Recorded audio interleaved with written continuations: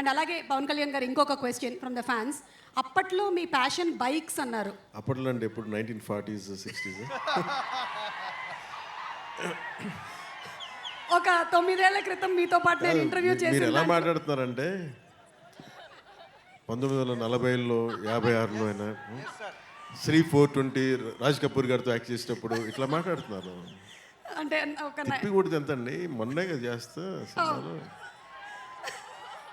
అదే ఒక 7 years back నేను ఎస్వి రంగారావు గారు, కన్నాంబ గారు అందరూ కూర్చున్నప్పుడు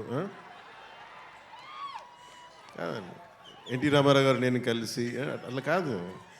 ఇది చాలు మాకు, ఇది చాలు, చెప్పండి. ఇది చాలు. ఇప్పుడు మీ ప్యాషన్ ఏంటో చెప్పండి.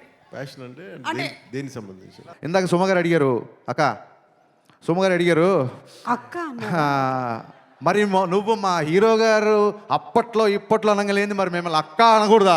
ఏమండి, మనం మర్చిపోతాం ఏమన్నా? మనని మన హీరోని ఏమన్నా మనం మర్చిపోతామా? సో మీకు చెప్పాలి, ఎందుకంటే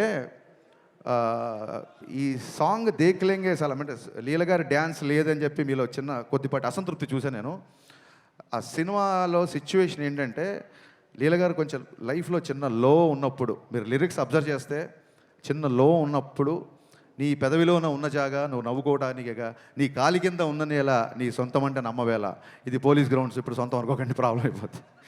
సో ఒక ఇన్స్పిరేషనల్ సాంగ్. అంటే చాలామంది అడుగుతున్నారు కేవుకేక అని. బ్రదర్స్, ఏమన్నా మన ఇంటర్వ్యూలో చెప్పాను, మీ అందరికీ చెప్పాలనుకుంటున్నా.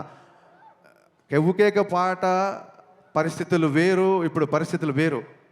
ఇప్పుడు కళ్యాణ్ గారిని పెట్టి ఒక ఐటమ్ సాంగ్ చేయాలన్న ఉద్దేశం నాకు ఏమాత్రం లేదు, ఉండదు. కానీ ఆయన డ్యాన్స్ మీకు కావాలని నాకు తెలుసు. డ్యాన్స్ ఉందా లేదా? కాలర్ ఎత్తి స్టెప్ వేశారా లేదా? ఈ కాళ్ళు కదలాలని చెప్పి మనం ఏళ్ల తరపు నుంచి వెయిట్ చేస్తున్నామా లేదా?